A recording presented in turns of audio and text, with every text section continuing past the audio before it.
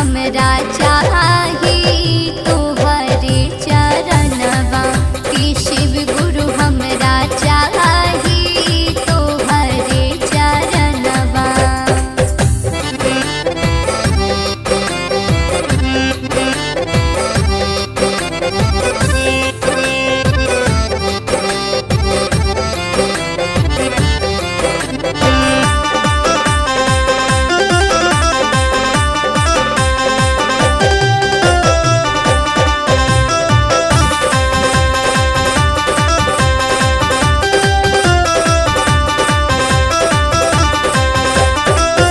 बसल बाटे मनवा में तोहरी सूरतिया भावे न दुनिया जहान हो।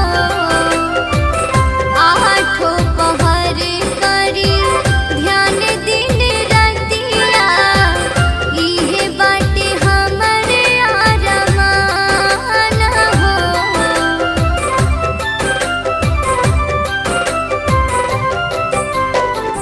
बसल बाटे मनवा में तोहरी सूरतिया भावे न दुनिया जहान हो। आठों पहर करी ध्यान दिन रतिया इहे बाटे हमरे अरमान। से कहिया देवा हमरा के भोला दर्शनवा।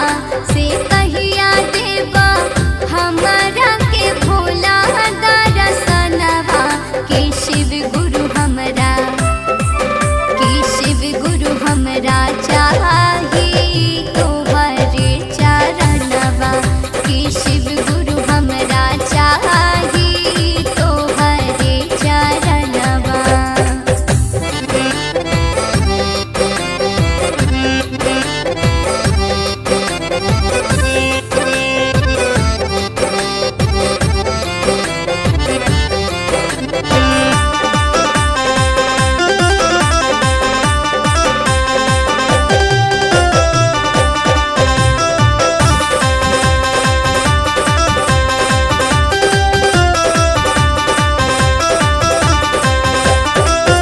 दया मांगी चर्चा कर